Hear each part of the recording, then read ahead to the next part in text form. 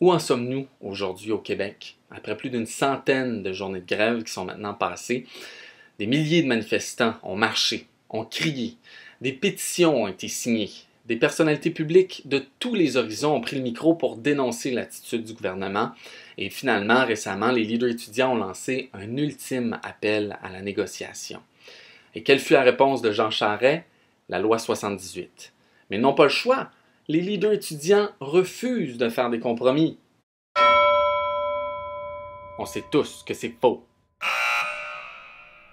Le gouvernement nous ment en plein visage et il n'y a rien qu'on puisse faire pour bloquer un projet de loi qui vient à l'encontre de droits fondamentaux pour tous les citoyens.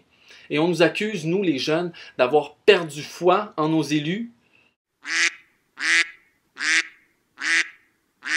Eh bien oui, j'ai perdu foi et ça fait très longtemps.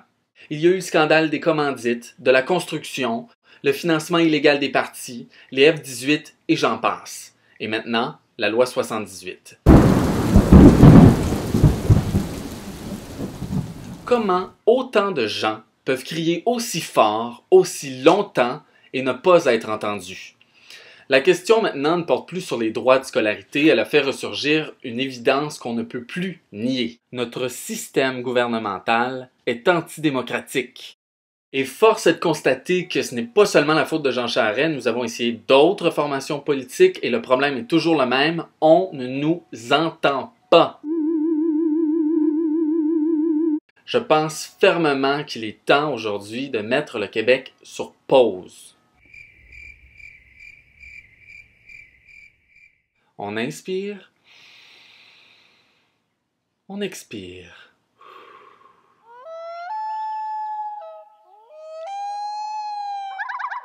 Puis ensuite, on regarde le gâchis qu'est notre machine gouvernementale. Je ne veux plus entendre qu'on va injecter de l'argent ici, qu'on va couper là, que ce parti est meilleur que celui-ci. Je veux qu'on change la base même de notre démocratie. La machine est trop lourde, trop grosse, pleine de trous et tourne en rond depuis des années. Je pense qu'il est temps de rentrer le bateau au port pour le réparer, voire même le reconstruire de la poupe à la proue avant de reprendre le large. Peut-être que Jean Charest a les deux mains sur le volant, mais le volant ne contrôle plus rien. Je veux qu'on m'assure que chaque dollar que je donne aux politiciens sera dépensé comme s'il s'agissait de leur propre argent. Pas étonnant que les étudiants soient contre la hausse des frais de scolarité. Nous sommes dans l'un des endroits sur Terre où on paie le plus d'impôts et ils en veulent toujours plus. Je dis, un instant. Commencez par bien gérer l'argent que je donne déjà et après, vous pourrez m'en demander plus. La crise a déjà coûté plus cher que ce que la hausse pourrait rapporter. C'est ça qu'on appelle un gouvernement responsable? Combien de personnes ont demandé à Jean Charest de s'asseoir avec les étudiants ne serait-ce que quelques minutes? La discussion, c'est pourtant gratuit. À mon tour, je lance un ultime appel à la classe politique en entier.